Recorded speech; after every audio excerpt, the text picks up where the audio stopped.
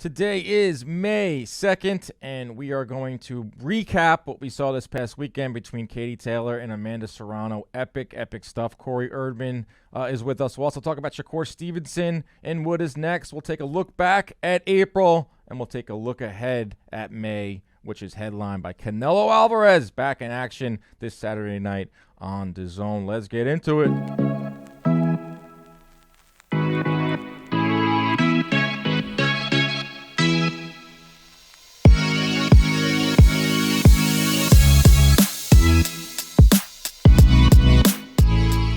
What is up, everybody? Dan Kenobi here, Inside Boxing Live, brought to you by John Boy Media. Today, we are going to be recapping the epic weekend that just transpired.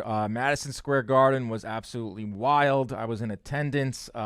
Katie Taylor picks up a controversial split decision win over Amanda Serrano. Shakur Stevenson over in Vegas picked up a dominant win. Nothing controversial about that win over Oscar Valdez. Joining us on the show this week, Corey Erdman of Boxing Scene, and also does a lot of work with DAZN. Great broadcaster, great friend of mine. He was with me at MSG, where we saw one of the best women's fights of all time. One of the best fights I have ever seen. A fight that should be in the running for Fight of the Year. To me, it's Conlon and Wood, and it's Taylor and Serrano. Just epic stuff. And, it's easy to get bogged down by the sport of boxing. The negativity of the sport, the fights that we aren't getting, even though we're getting great fights now on a continuous basis. The politics, the headlines sometimes aren't always positive. But when you get a fight like Katie Taylor and Amanda Serrano at Madison Square Garden, sold out, all the hype, and it lives up to the hype, you're reminded of why you fell in love with this sport. And I've seen a lot of fights in my day. I've been very lucky to have grown up here in New York City and been able to go to Miguel Cotto fights at the Garden. And I've been in some big ones. Zab Judah comes to mind. When he fought Shane Mosley, when he fought Paulie Malignaggi, very loud. But what I heard on Saturday night was something I've never heard before. The roar of the crowd, especially in that 10th round, that final flurry, and that 5th round where Serrano almost had Katie Taylor out of there. I've never heard the Garden like that. It felt different all week long, as Corey will talk about. It's just different. I hate to use the vibes, but the vibes were good. It was positive. It was a celebration of women's boxing. The two ladies were so respected of each other. They had so much respect for each other, and you saw that in the lead up. And it was a different atmosphere. It was a different type of vibe heading into the Garden that night, and they delivered. Man, did they deliver. I actually picked Katie Taylor to win a split decision, and that was the case. But, being there ringside, I thought that Amanda Serrano did enough to win. I thought she landed the cleaner, harder punches. She landed more power shots. I understand that majority of the punches landed came in that 5th round, when Amanda Serrano landed 44 of 114. But there was a close fight. The more and more I watched it again, and the more, talking to some people in the sport, there were a lot of people that had Taylor 96-94 and a lot of people that had Serrano 96-94. There were some that also could have saw it as a draw. They landed within 6 punches of each other in 8 of the 10 rounds. That just shows you how close of a fight this was. That 5th round was epic stuff. Serrano caught fire. She started to land that left. She started digging to the body. I don't know how Katie Taylor, first of all, did not go down, and how she recovered, to have a decent 5th round, to find her legs in the 6th, to start landing like she did earlier in the fight in the 7th and 8th. That's how she won the fight. She was able to recover, because I thought maybe she won the first 2 rounds, and I thought the middle rounds were won by Serrano. And then Katie Taylor was able to recover, and she was able to box, get her legs back, and win a fight. An epic fight. And it just cemented her legacy as one of the best athletes to ever come out of Ireland, and arguably one of the best female fighters of all time. It's not like the men's boxing where it's a deep pool and it's years and years of history that you can look back on. Women's fights in New York weren't sanctioned until the mid-'90s. To see how far it's gone from that day to what we saw on Saturday, it was epic stuff, and a fight that lived up to the hype and then some.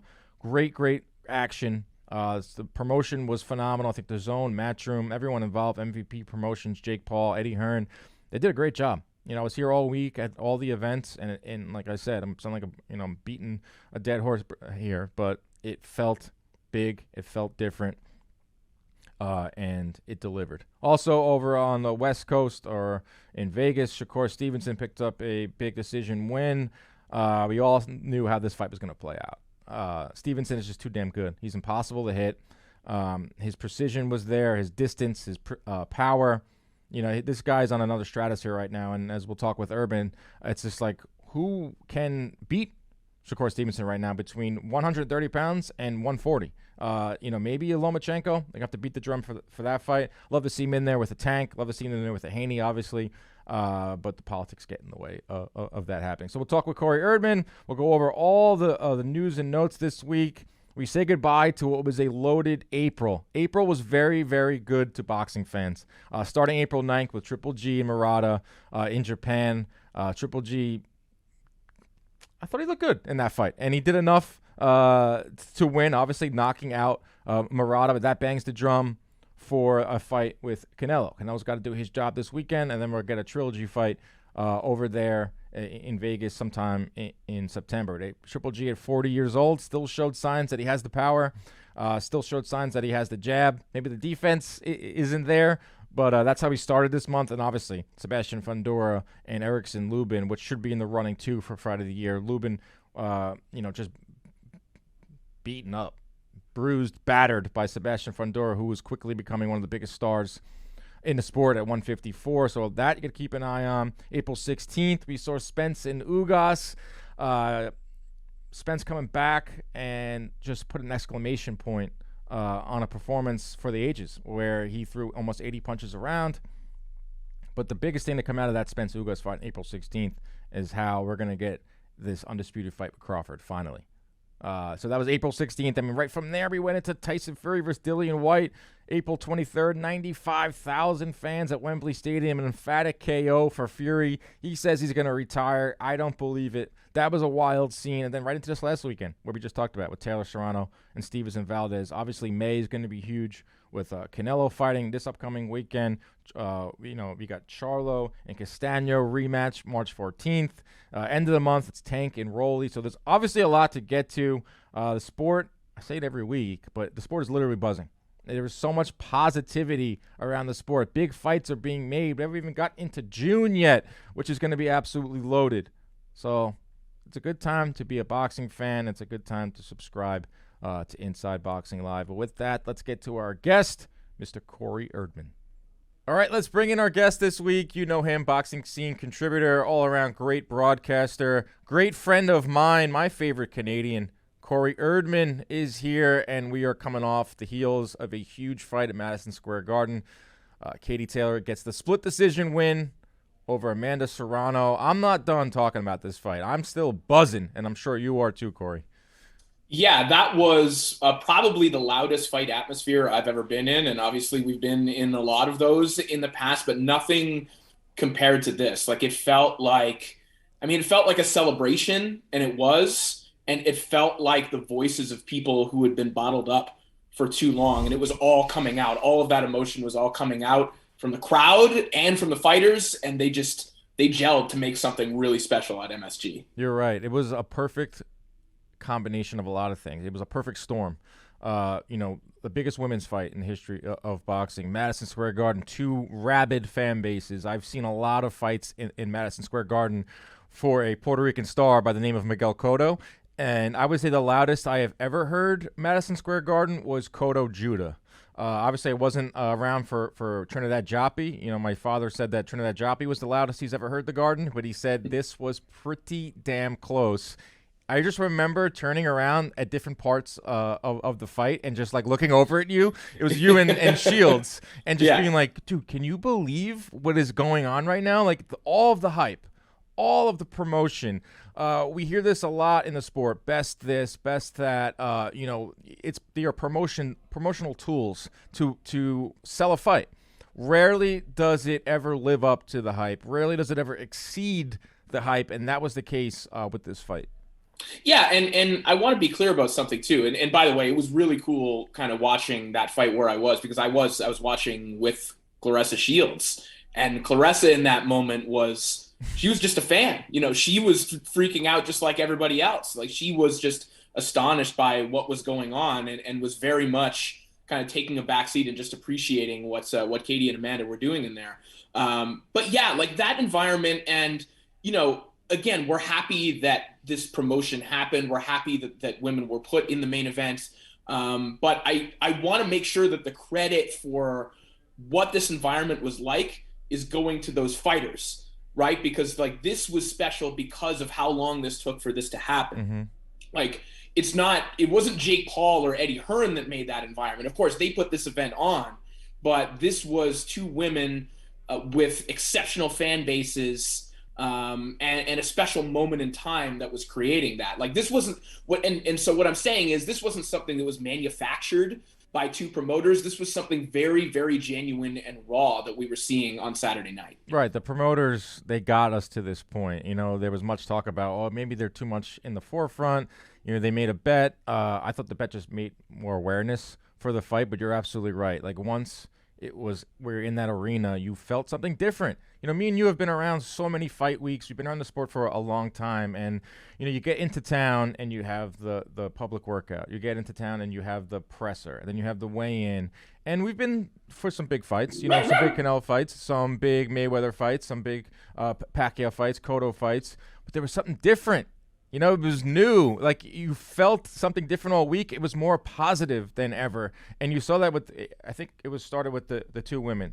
Everyone took their lead. They were very respectful of each other right up until the fight began. They were in the ring looking at each other. Man, Serrano mouth that this is crazy. I think even it blew them away how rabid the fans were on Saturday night and how big it felt. It was up there, one of the craziest atmospheres I'd ever been a part of, and I was lucky enough to be at some, make a Mayweather Pacquiao or a Mayweather McGregor, which were huge fights. It kind of felt that, and the fight delivered more than those fights. So it was special. Yeah, and the environment, and it stretched out outside of the arena too. Like you saw the people outside of the arena with the flags, and to your point, Dan, so many times we travel all over the place for fights, and you get in town, and no one in the vicinity of the arena knows that a fight has happened. They're like, hey, what are you here for? I'm here for a boxing. Oh, there's a boxing match going on? That's 9 times out of 10, that's the answer. Mm-hmm. But everyone, at least around that arena, knew that this was going on. And even the local businesses were getting in on the act. And this wasn't something that was put together by the promotional team or anything like that. Like I was at a bar that had like a Katie Taylor, Amanda Serrano dessert, like a pink boxing glove. There was we're not going to endorse the sign, but there was an Irish pub not too far. Yeah, I saw that on your Twitter. Yeah, not too far from the arena with a rather profane sign in support of Katie Taylor. But you couldn't be around the arena and not know that something was going on this week, and that's a barometer. Also, whether or not there are people selling bootleg T-shirts outside of an arena is an indicator of whether or not it was a big event, and we definitely had those. I saw more than one person hawking some bootleg wares. Did you pick anything up? No, because I wasn't carrying any cash, but I would have. I support local bootleggers. Yes, you're a big T-shirt collector too. I know yes, that. But I was saying the same thing. It's like I want a poster from this fight. Like I need something to commemorate that I was there. Like they're not doing credentials anymore because they're too easy to replicate. Yeah, so they gave all of us those bracelets, and that's not as cool as like hanging off your at home. I have all my old credentials, like a bracelet. Come on, we got to do better than that. But what a night! Obviously, the build-up was epic, and sometimes when you're in the arena, you kind of said like, "Wow, this is wild," and you hope that it plays off on the screen. And maybe sometimes you get caught up that you were there, that it makes it a little bit bigger than it actually was. But that's not the case. Like, and I was seeing a lot of my replies on Twitter of people saying that it sounded loud through the television. They wished that they were there. So I think the promotion, they did a phenomenal job. The ladies obviously took it from there and put on one of the best fights of the year. I mean, we got to start talking about this as fight of the year, regardless of male or female. Let's talk about the actual fight now. Really close.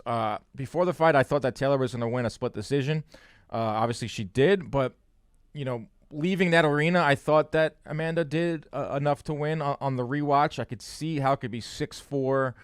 Either way, both women landed within 6 punches of each other in 8 of the 10 rounds. That just shows you how close the fight was. But, man, they were going at it from the first bell to the last bell. Yeah, the fight lived up to like all of my, greatest wishes for what the fight would look like. I had really high expectations for it, and I was on Chris Mannix's podcast prior to the fight, and I predicted a draw because how I saw the fight unfolding, and again, it was wishful thinking, was exactly kind of what we got in so many spurts, which is these frenzied exchanges that are really difficult to score. And when those happen, yeah, you get judges kind of going each and every way. I mean, I couldn't have imagined that the action would look quite like that. I wasn't actively scoring again because I just didn't have a scorecard in front of me. I wasn't doing that actively, but I was in my mind thinking at the end of the fight that was either a draw or maybe 6-4 Katie. That was Okay. my feeling, but I didn't think that 6-4 Amanda was inappropriate. I like you, I think that 6-4 either way or a draw would be perfectly fine. I haven't gone back and watched it quite yet. I'm still kind of coming down from it. But Right. yeah, I think that even on the rewatch, I'll probably come to the same conclusion. Yeah, the first couple rounds, I thought Taylor was boxing beautifully. She was circling away from the left of Serrano, and she was picking her off. And, I knew it was going to be that type of fight. It was going to have to play out like that, where it was Serrano's pressure versus the precision of Taylor. And I would say the first three-ish rounds, I thought Taylor was doing a good job boxing. I was like, oh, if she fights this fight the entire one, she's going to, run away with this. Then came the fifth round. And good God. Amanda Serrano threw 114 punches in 2 minutes. She landed 44. She got her Katie Taylor in that corner and just didn't relent. But that right there was, to me, the turning point of the fight. Because from there, I thought Serrano got a little gassed, rightfully so. She threw 114 punches in 2 minutes. And that's where somehow Katie found her legs and was able to get herself back into the fight. And to me, for her, that's stuff of legends right there. Yeah, it is. It's and I wrote about this in my piece on Boxing Scene, which just went up today. If you're listening on Monday, it was posted up on Monday. Which is that Katie did something that only really special fighters, really special athletes can do, which is we see fighters win rounds and win fights after they got hurt. But Katie did something which is even more special, which is that she managed to win rounds while being hurt. Because there were rounds that Katie was winning after that fifth round where she was still not entirely there. Her front leg was never quite the same. There was like a little wobble in it from there on. And she managed to muster the few attributes that would still work, which is that her legs are otherworldly in terms of their strength. We saw it in the final 20 seconds of that fight when her knee dipped. She's doing basically like a pistol squat to stay on her leg that far from the canvas, and that fight changes. She stays up. She still had enough power in her legs and a well-timed jab such that she was able to win rounds while still hurt in those final 5 rounds, which is absolutely remarkable. Yeah, no judge gave Serrano a 10-8 round for that fifth round. That could have been a big difference in the fight. And also that last flurry where Taylor's knee almost hit the canvas, that would have been a big difference. That's how close of a fight it was. Obviously, there will be a rematch, but, man, I just can't believe the resilience of Katie Taylor. I can't believe the resilience of Amanda Serrano, too. But there was also a discussion about the 2-minute rounds. I mean, it's something we're going to get into. It's not going to go away. I felt where you can't just have it for some fights and not for others. Like for this fight, I felt, I wish there was 1 more minute here. But it's also because it was a fight of this magnitude. Like you can't just pick and choose where you want 2 minutes to be, where you want 3 minutes to be. But it's interesting because if there was the 3-minute rounds, maybe Katie Taylor doesn't survive that fifth. If there was 3-minute rounds, maybe Amanda can pick up a knockout. So that's something they're going to keep an eye on. I know a lot of the women fighters that were there, Michaela Mayer, Sinisa Estrada, were all tweeting at the WBC about making it 2 to 3 minute rounds. Where do you exactly stand on that? Yeah, women should have the choice to fight 3-minute rounds. So like at this point, like the science that the WBC has been trotting out there has been shot down basically again and again. And the crux of it is, they're saying something that's so obvious that doesn't just pertain to women, right? They're saying that women, in their estimation, are more susceptible to concussions, which, by the way, other studies have shown that when they looked at male boxers and women boxers, there wasn't really a significant difference after X number of rounds in terms of how much damage was accumulated. But they're saying something that's very obvious, that less boxing is better for your brain. That's the reality is that if you want a perfectly functioning brain, boxing is a bad thing. Okay, we all understand that. But then the same would be true for men, that men in theory would sustain fewer concussions if they fought 2-minute rounds as well. So the point of equality is for everyone to have those same options. And then the bigger issue is that because women's boxing is 2-minute rounds, a lot of people have used that to dismiss it as a lesser sport because they're not fighting quite as long. And then people are using that to pay women less as well because they're saying, oh, well, they're in the ring less, so we can pay them less. Like, it's just feeding the people who don't want women's boxing to excel. And the WBC never responds to the criticism of their studies. They've just kind of been holding on to these, forever and ever, when it just continuously gets disproven over and over. So, they have been a massive hurdle, and maybe the main hurdle in preventing women from fighting 3-minute rounds. Maybe you do know the answer to this, maybe you do not, but why is it just the WBC that's getting the flack here? Well, I think they have been the ones most vocal about it, right? Like, they are the ones that had the junk science effectively that's been floated out there, talking about menstruation. And I think they cited that they feel that in the study they put out in 2014 that women don't have the same endurance capacity as men, which has obviously been disproven when we look at things like ultramarathoning. When you increase the distance more and more and more, men and women basically equal out. It's not an endurance thing. It's this is not a thing.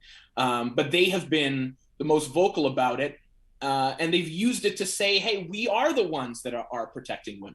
And I think that in a sense, the WBC has kind of backed themselves into a corner a little bit too, where maybe they don't want to back up on this because it might be a little bit humiliating that they've been this, this staunch in their beliefs at this point to admit, like, hey, maybe we're wrong. Maybe we found some different studies that are saying something different.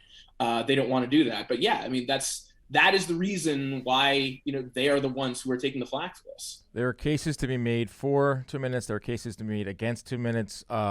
There's no doubt that was 20 minutes of just full throttle. And who knows, maybe with 3 minutes, the fight doesn't look like that. But I would like to see a change. I switched over. I was maybe on the side of 2 minutes is fine. 20 minutes, it breeds for a more exciting fight. But there was something about that night where 10 2-minute rounds just didn't suffice for me. Like these two women needed to get in there, and maybe it's 12 2-minute rounds. Maybe there's a compromise that can be made. But I would like to see something. Change there. Let's go over to what we think is going to be a rematch. They're talking about maybe Ireland. I know MSG has put in the pitch to get it back here. I wouldn't be shocked if that's the case. I think it doesn't go to Vegas. I think it's either going to be somewhere in Ireland, maybe not Puerto Rico, but somewhere in Ireland. Maybe if Amanda would have won, it would have been Puerto Rico. Somewhere in Ireland, maybe back in New York. But if it's in Ireland, I mean, Amanda Serrano is going to have to go for the knockout there because that's going to be tough to get a decision. I mean, the rematch to me is fascinating because I feel like, in my mind, I question whether that is the best that Katie Taylor can possibly do, and I question whether Serrano has another level that perhaps she can hit. It's kind of what I was thinking after, like Charlo Castaño, for example, right? I feel like Charlo has more ways that maybe he can improve to make that second fight look a little bit different. I kind of feel the same way. I wonder if that is kind of the absolute peak of Katie Taylor, and if maybe we haven't seen the absolute best of Amanda Serrano, if maybe there are adjustments for her to be made, and with the additional time, maybe sitting in and around 135 as opposed to literally eating her way up to 135. She was eating bacon, egg, and cheeses and burgers to get up to 135. If that rematch looks a little bit different. As for where it could go, I mean, Ireland would be extraordinary if they could do that. We all understand some of the barriers. Do those barriers exist? If you don't know, it's the MTK is completely gone. Like, it was kind of like fitting that their Twitter account disappeared the same day as the two ladies stepped in there, and Katie Taylor obviously has been prevented from fighting in Ireland because of MTK's presence there, and they no longer exist. So that hurdle is essentially gone as far as we know. We don't know for sure. I mean, it's a very fluid situation, but that would be some scene. And then when you win, you get to call the shots like that. They have negotiating power here, but there will be a rematch, without a doubt. I mean, these two ladies have to fight again. I would not be shocked if there's a third fight. That's the type of stylistic matchup that this gave us. I mean, there's 100% going to be more installments of these two ladies. Yeah, can we do Yankee Stadium? Could we have Cotto Foreman all over? Right, again? were you there that night? That was wild. I was not there that night. I was watching that one on TV. That was a scene. I wouldn't be surprised if it ends up back in New York. I mean, it worked out well. I mean, there was and it's 20, kind of neutral ground for both of them too, right? Like it's good. Rather if you're in Ireland, and it would work because she's such a massive figure in Ireland. But you're leaning entirely on Taylor and her supporters for that audience. Again, I don't think they'd have any trouble, but in New York, you can kind of have both fan bases on neutral ground. Well, that's the reason why I thought it was so loud in there, and I had a couple people chirping at me like, "Oh, you obviously never been to a Cotto fight." I was like, "Yes, I have." Obviously, you haven't been to a Trinidad fight there, but the difference is like you said, you have two fan bases in attendance on Saturday night. Like, I'm not saying that Cotto fans weren't loud, but when Cotto fought when Cotto fought a Judah, when Cotto fought a Mosley, it was 90% Cotto fans. So when you have two different fan bases going at it, it was like a fever pitch. I have my headset on when I'm doing the CompuBox, and I couldn't hear a damn thing. Like, the fans were coming through. It was a frantic atmosphere. It's everything that's right with boxing. When boxing is done right, you get what you saw on Saturday night, and to be honest, I might be a little biased here. It's the best spectacle you can put on sports.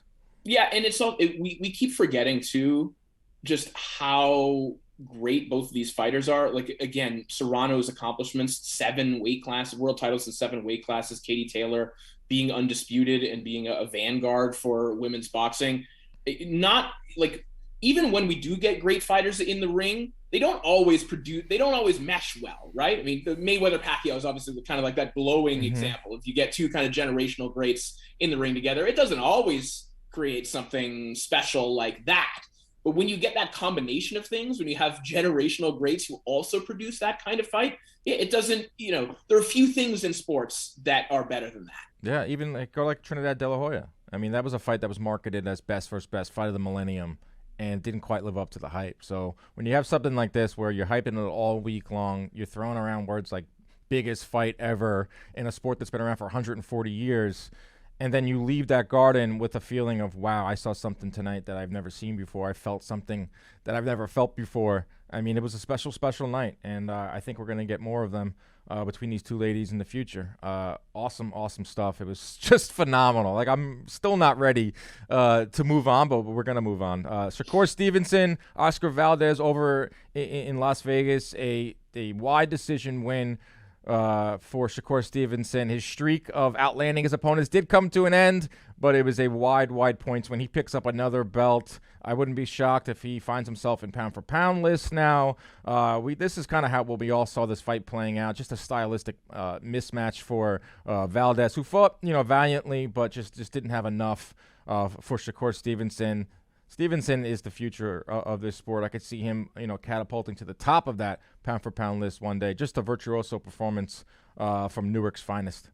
Yeah, and I guess the question now is, like, for whom is Stevenson not a stylistic mismatch, right? Like, for boxers like that, for guys who can box the way that Stevenson does, usually people say, oh, well, at a certain point, just outlandish pressure will eventually break them down. Well, that's what Valdez tried, and who's better at 130? Who's more equipped than Valdez? The second best in that division to put that on Shakur Stevenson, and he couldn't do much with him. If there is going to be a style matchup for Shakur that would work against him, in my mind, it almost has to be someone who could box better than him. Right. And who is that? For me, right now, if you're looking at the options for Shakur Stevenson moving forward, for me, the juiciest one is Lomachenko. Absolutely. If they can make that happen, right? Lomachenko at 130 is probably his toughest test that's reasonable right now. And beyond that, it's Shakur moving up to 135 with all those other names. It's which is cool to think about too, because for 2 years or so, we kind of talked about that foursome at 135 of those young stars of the Garcias and the Haneys Mm-hmm. and Lopez, and then the other guys in the mix, Gervonta Davis, of course. Now it may not be that long before Shakur is suddenly in that Right. conversation too, and he's talking about fighting all those guys because, yeah, he's going to run out of dance partners really quick, and he's good enough to dance with anyone in that neighborhood. He has talked about wanting to unify the division even more, become undisputed. Mm. Kenichi Agawa has the other belt, IBF. Roger Gutierrez has the WBA strap. There are some hurdles to making those fights. They're not exactly marquee fights. If he wants to go that route, it's there. I agree with you, Corey, 100% that Lomachenko is the money fight for Shakur Stevenson. I'd be kind of shocked to see it next. I can't see him going from Herring to Valdez right to Lomachenko. I mean, we've seen how Top Rank operates. We've seen how all promoters operate. Let's let that kind of marinate for lack of a better term there. But that's the Sure. fight. Whether Lomachenko stays at 135 and Shakur jumps up to 135, or whether they can do that at 130 with Lomachenko going back down. He has spoken about how he wants to unify 135 Lomachenko. He still has his sights set on that. He's still in the Ukraine. It's a very fluid situation, but I mean, if you take a look at it, Haney and Kambosos are going to be locked up for at least the next 12 months, maybe 10 to 12 months. Gervonta Davis, he's on an island by himself. We don't know what Gervonta Davis is going to do next at 135. Like you said, we're kind of running out of big names for Shakur, and it seems like he wants big names. So it makes sense from that standpoint. And I also agree with you that Lomachenko can box. Lomachenko can still hit. He's got some of the best defense. He's still very precise. He still has the great footwork. That right there, that fight would be something special between Lomachenko and Shakur. Yeah, and I do think that they could get those fights made, with Ogawa or Gutierrez, if that's what they want to do to have Stevenson chase undisputed, because Stevenson's a big enough name that I think the handlers of Ogawa and Yeah. Gutierrez would rightfully understand, like, okay, there's nothing bigger for them than to go and face Shakur at this point if they're willing to wager those bouts. I think they could get that made, and that's also not those aren't exactly fights that make you salivate, but at the same time, I can understand how they could market that as Shakur's last two steps to full blown undisputed. They can market that a little bit while we're waiting for someone like a Lomachenko, and I could see them running a promotion like that where Yeah. Lomachenko is kind of he's on the poster, he's up there, the bat signal's out there, but he has these belts to collect first. I could see them putting that together, and I would understand why they would do that. Yeah, Shakur's destined for the bigger weights. He's a big 130 pounder. He looked huge on Saturday night. Could see him one day at 135. He gets into the mix, with the Gervonta Davises, with the Devin Haney's, George Kambosos, how that all plays out. It's interesting. You're right, because I always said on the early days of Stevenson's career, it's like, he's never mentioned with those four, quote unquote, four kings. It's because he never had a clear rival. You had Lomachenko was constantly circling Teofimo. Gervonta and Ryan Garcia were constantly calling each other out. Whenever they do media scrums, whenever they do any media, they're also bringing up each other's names. So Stevenson didn't have that. He didn't have a natural rival, but now he has just kept winning, kept looking spectacular, and now he's put himself in the forefront. He might be the best of the whole bunch. Sustainable skills, defense, accuracy. He's now marketable too. I know some fans were upset with how the fight ended when he let his foot off the gas, but he still threw, I think, 55 punches around, which is up from his previous fights. He's giving you enough offense, but he's also giving you that. I hate to use that talking about Mayweather, but that's how he fights. I mean, he fights hit and don't get hit, and right now he's showing that, and that is Shakur Stevenson. So it's interesting to see what's next for him. But also this weekend coming up, are you going to be in Vegas for Mr. Canelo Alvarez? Yeah, I'll be calling the undercard. I will be there, so I'll have a pretty good seat. Yes, tough fight. We're gonna get more into it on Thursday's pod, but I'm starting to wind down from Taylor Serrano, wind down from Shakur, and just briefly look at some numbers for Canelo-Bivol. I see it being a close fight. Close fight for the first couple of rounds. It's gonna, to me, it will kind of mirror Canelo versus Kovalev, but I think that Bivol is a little more active, a little more obviously in his prime, has a really good jab. I think it's gonna be a close fight for the first maybe 6-7 rounds. Yeah, I can kind of see it the same way. Like, I think that Bivol is an interesting stylistic test for Canelo. I know that some people are kind of down on this matchup because Bivol, in his most recent bouts, hasn't been exactly thrilling. He's been in against lesser opposition. And I think that Bivol, or maybe my hope for Bivol, but what I'm thinking about him is that he can kind of fight down to his opposition a little bit. If Bivol thinks that he can just kind of jab his way to victory, that's precisely what he's going to do. But Canelo is going to make him do quite a bit more than that. But to your point, I do think that there will be stages in the early rounds where it will look a lot like Canelo and Kovalev, where Kovalev was basically trying to jab his way to victory. He wasn't taking a ton of chances. He wasn't really throwing his right hand a ton in that fight. Bivol, I think, has kind of a snappier right hand maybe than Kovalev does, and maybe will want to use it a little bit more. But in the early rounds, I think it'll be Bivol trying to jab his way to victory. And then that's when we're going to find things out, because Canelo is going to make him work. And then how will Bivol respond? Can he tap in to those other skills that he has, those other tools? Are they still there? That's what we're going to find out. Canelo is going to answer all those questions for us. He's going to hammer him to the body late, Canelo. That's how I see this fight. Close for 5-6 rounds. Canelo, his numbers against fighters that are 6 foot or taller, it's absurd, because he's in perfect range to land those body shots. That's how I see it right now. Obviously, I'm going to have to dig in a little deeper and take a look. I think it's going to be an awesome fight. I think, Canelo jumped up to 175 after what he did at 168, taking on a legitimate champion. This isn't Sergey Kovalev. This isn't washed, drunk Sergey Kovalev coming off of a fight, a month before this. This is a legit champ and Bivol, and a guy that can really box and has power, too.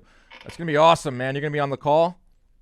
Yeah, I'll be on the call for the undercard, and then I'm just going to stay in my seat. I'm just going to stay about 2 inches from the ring, unless someone wants to kick me out. What a run the sport is on right now from what we saw this past weekend in New York and Vegas. Back to Vegas for Canelo. Next week, we got Charlo and Castano, Tank and Rolly at the end of the month. So many other fights in between. June, absolutely loaded. It's our busy time, Corey. Appreciate you coming on the show. Enjoy Vegas. Enjoy the call. Go check Corey's workout at boxingscene.com. He has a really, really good story right now on Taylor Serrano. So, all right, man. I appreciate the time, and see you soon. Thanks, man. Sorry I couldn't see you at Jack Doyle's. Your party was too packed. Man. That party was my dad was there. Aris was there. We were getting after. The vibes were so good leading from MSG into that bar, and I expect them to continue for the next couple of months. Thanks, Corey. Take care. All right, special thanks to my guy, Corey Erdman. Still buzzing off what we saw at Madison Square Garden. Great stuff all around. Shakur Stevenson doing his thing, and now we set our attention to Canelo Alvarez and Dimitri Bivol. Fight that I think is going to be close. I think this is Canelo's toughest fight since the Golovkin fights. I really do. I think Bivol is a guy who fights up to his talent.